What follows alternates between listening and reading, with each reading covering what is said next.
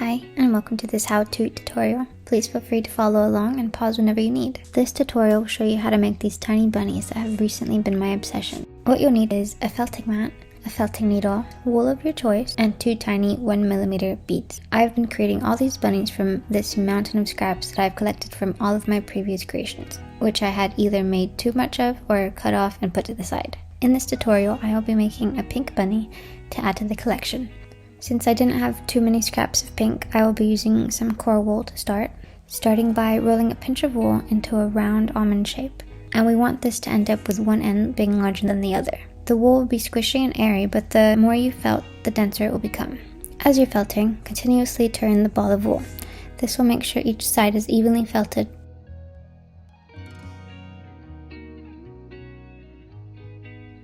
Don't worry too much about the amount of wool used. If it's too small, just add more wool until you're happy with it. And since we want one side to be smaller, you will need to wrap more wool around the wanted larger end and felt it till firm.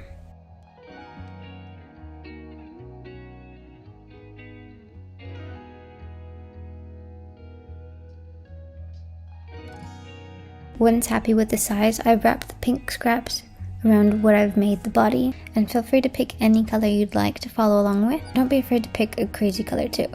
I promise the outcome will be so cute. And next we're going to start off with the back legs. So pinch another piece of wool and fold it in half. The folded end will be felted into an L shape. The loose fiber end will not be felted, as it will be the way to attach this limb to the body. And I unfortunately didn't get to record this.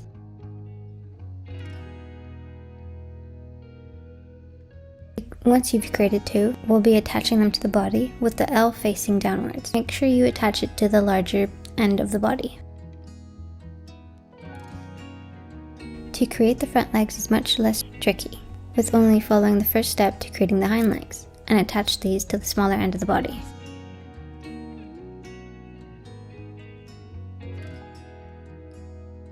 Onto creating the head, roll a small amount of wool into a ball and felt it into an oval shape, with one end frayed as well.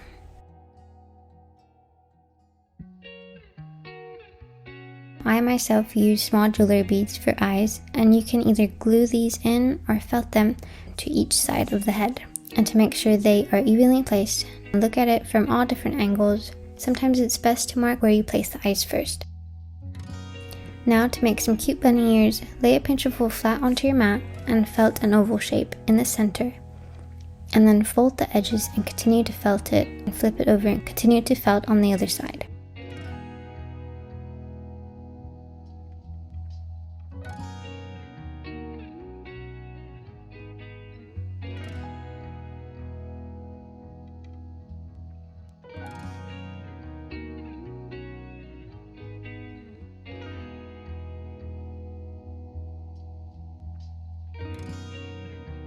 And my favorite part is making the fluffy little cottontail. Taking a small piece of wool, roll it into a ball between your fingers. Place the ball of wool and felt it onto the larger end of the body. Felt from the outer to the center, leaving it slightly unfelted and fluffy looking. Then change direction of your needle. Instead of felting from above, felt from the sides at a 40-degree angle and felt all around the tail to secure it. And last but not least, take a pinch of wool and felt it onto the head for a cute button nose. I hope this was a helpful and fun tutorial to follow. Thank you for watching and subscribe for more.